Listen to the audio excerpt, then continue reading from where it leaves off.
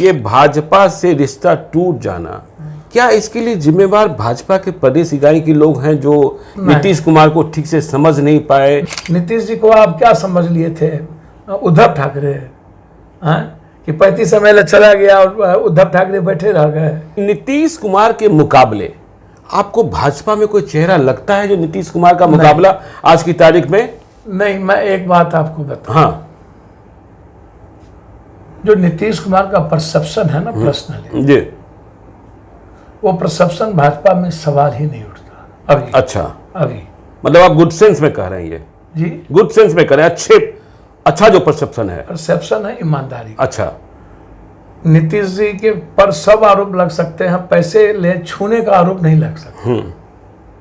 ये आप बता दो। अच्छा, एक तो मतलब नीतीश कुमार का मुकाबला बीजेपी में भी कोई नहीं कर सकता है? मुझे नहीं लगता। नहीं लगता। यदि मुकाबले के दूरी में भी थोड़ा रहेगा ना सर, तो मेरे ख्याल से वो सुशील मोदी है। अच्छा, इसको आप समझ लीजिए। मैं झूठ फूस नहीं बोलता। सुशील मोदी टेक्निकल लोग, सुशील मोदी संघर्ष करना जानते हैं, मास लीडर नहीं है। नीतीश जी टेक्निकल भी हैं, ईमानदार भी हैं, मास लीडर भी हैं, बस पॉलिटिकल अकाउंटेबिलिटी कम हुई है। चलिए, ललन सिंह तो बहुत हमलावर हैं बीजेपी पर, कह रहे हैं कि देखिए ललन बाबू शतरंज के बड़े मोहरा हैं। हम ललन बाबू राजनीति के माहिर खिलाड़ी हैं जी। हम भी 90 में MLA बने हैं और 5 बार सांसद रहे हैं, 1 बार MLA, 6 बार हो गए। हमको आप एक बात बताइए, अब सबसे बड़ा चैलेंज है हम लोगों के लिए, ललन बाबू हो सकता है बीजेपी में अगली बार नहीं जाना चाहते हो, संजय झा जी या अन्य की तरफ वो इशारा कर रहे थे, लेकिन शिवानंद तिवारी, ललन बाबू, सुशील मोदी जी और रविशंकर चारों साथ मिलकर ना कोर्ट जाते थे। नहीं, वो तो अभी आपने कहा ना आनंद मोहन के बारे में कि डिया में गोली नहीं चलता है क्या, तो बात वही आ गई। वही बात मैं कह रहा हूं कि तो ललन बाबू के बारे में कुछ सवाल नहीं है। लड़ाका तो हैं, आप मान रहे हैं? नहीं, देखिए 2-3 बात समझिए। लड़ाका की बात करिएगा ना तो इस बिहार में मैं समझता हूं कर्पूरी ठाकुर जगदेव बाबू के बाद लड़ने का संघर्ष का प्रतीक और सहने की प्रतीक में लालू यादव। चलिए, खैर देखिए, लालू यादव, नीतीश कुमार, रामविलास पासवान वो एक अलग कैटेगरी है। नहीं, हाँ, उसमें शरद भी थे, शरद यादव भी थे। तो अब शरद यादव मास लीडर नहीं हो, लेकिन लड़ने और संघर्ष के मामले में। अच्छा, आपको क्या लगता है पप्पू जी, ये भाजपा से रिश्ता टूट जाना, क्या इसके लिए जिम्मेवार भाजपा के प्रदेश इकाई के लोग हैं जो नीतीश कुमार को ठीक से समझ नहीं पाए? नहीं जी, एक बात आप हमको बताइए। हाँ, प्रदेश इकाई बेचैन आत्मा तो थी ही मुख्यमंत्री बनने के लिए। मैं इसमें मुख्यमंत्री बनने के लिए जी, भूपेंद्र बाबू थोड़ी जल्दीबाजी, पैसेंस थोड़ा सा रखना चाहिए। और गठबंधन, देखिए मैं उनको आईना नहीं दिखाऊंगा, भूपेंद्र राव प्रभारी थे, धर्मेंद्र प्रधान जी चेक एंड बैलेंस थे, और भूपेंद्र बाबू थोड़ा बीजेपी की लॉयलिटी और अमित शाह जी की लॉयलिटी बहुत ज्यादा उनमें थी। हम भूपेंद्र राव का भी दोष नहीं देंगे, लॉयलिटी जो बीजेपी के प्रति पागलपन, लेकिन लॉयलिटी का मतलब आप बीजेपी को जिंदा रखने का है ना। 2024 में तो मोदी जी का चुनाव था, अब किसी का चुनाव नहीं था, तो अभी इतनी जल्दीबाजी क्या थी?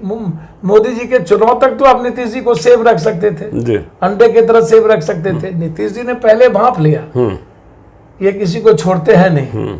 जब शिवसेना को नहीं छोड़ा, अन्य लोगों को नहीं छोड़ते हैं ये, और गडकरी को नहीं छोड़ा। गडकरी ने कहा कि अब राजनीति करने का मन नहीं करता, राजनाथ सिंह जी को नहीं बख्शा, और आगे अमित शाह जोगी जी की झगड़े होंगे और जोगी जी को पार्लियामेंट्री बोर्ड से निकाल दिया।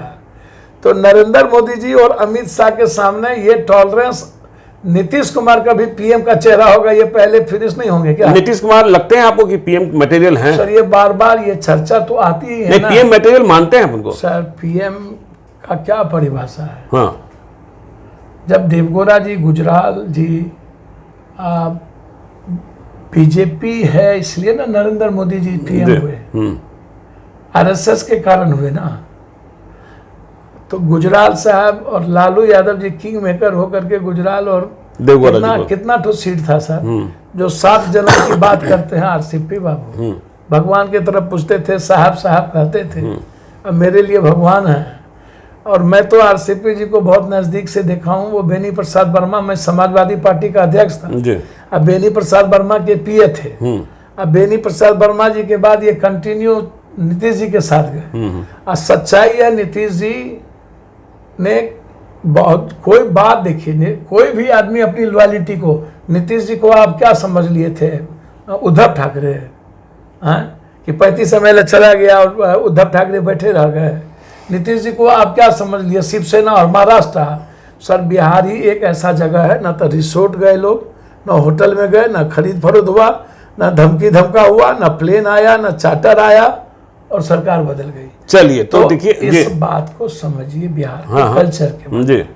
और नीतीश जी के मतलब आप कहना चाहते हैं बिहार को कोई खरीद नहीं सकता है? नहीं, बिहार को आप इतना जल्दी देखिए, एक तो हम खुद ही पैसे के लिए पागल हैं।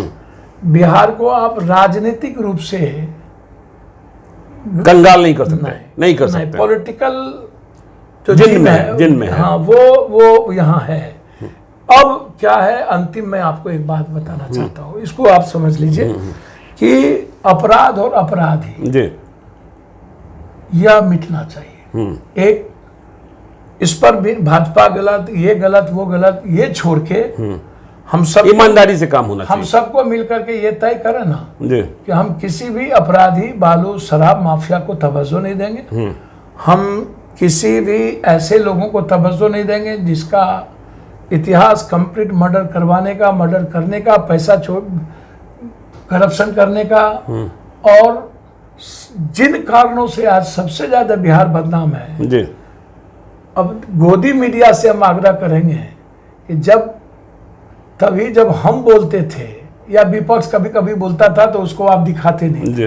अब बीजेपी उसी चीज को बोल रही है, चलिए आप उसको दिखा। मीडिया और गोदी मीडिया पर हम नहीं जाते हैं, लेकिन आपने बड़ी ईमानदारी बात कर दी। मेरी बात समझिए ना, और मैं कंप्लीट हूँ जी। आनंद मोहन जी को घर नहीं जाना चाहिए और ना आनंद मोहन जी को सर्किट हाउस जाना चाहिए, लेकिन आनंद मोहन जी को छूटना चाहिए। निश्चित रूप से आनंद मोहन जी ने जितना समय काट लिया है वह काफी है। अब कोर्ट के परिभाषा में जो ऑर्डर है इंटरप्रिटेशन का वो अलग है जी। सरकार को निर्णय लेता है ना जी। तो आनंद मोहन जी को आप क्रिमिनल गुंडा उस ऐसा इस देखिए, सामाजिक लड़ाई, राजनीतिक संघर्ष, जाति, धार्मिक उन्माद। तो धार्मिक उन्माद की बात आएगी तो मोदी, अमित शाह, जोगी जी भी नहीं बचेंगे सामाजिक लड़ाई में। तो आनंद मोहन जी या आनंद सिंह सब बीजेपी के दूध में रहे हैं और सब उनके गोदी में रहे हैं, सब ने सबका सहारा लिया है। चलिए अब इस बात को यही खत्म करते हैं, आप इस बात पर नहीं जाएं। तो आपने सुना पप्पू यादव जी क्या कह रहे हैं कि बिहार में जब महागठबंधन की सरकार बनी है तो बिहार के हालात क्या हैं। इन्होंने बहुत ही साफगोई के साथ कहा कि देखिए ऐसा नहीं है कि जंगल राज आ गया है, और यह भी बात कहा लालू यादव जैसा कोई नेता नहीं, नीतीश कुमार जैसा कोई ईमानदार नहीं, लेकिन हाँ सभी को मिलकर बिहार के भले के लिए काम करना चाहिए। तो पप्पू यादव जी से हम आगे भी बात करते रहेंगे। आप देखते रहिए लाइव सीरीज को। यदि अब तक आपने हमारे यूट्यूब चैनल लाइव सीरीज को सब्सक्राइब नहीं किया है तो जरूर कर लीजिएगा, और यदि इस वीडियो को आप फेसबुक पेज के माध्यम से देखो, पेज को लाइक कीजिएगा, ट्विटर पर भी हमें फॉलो कीजिए। धन्यवाद।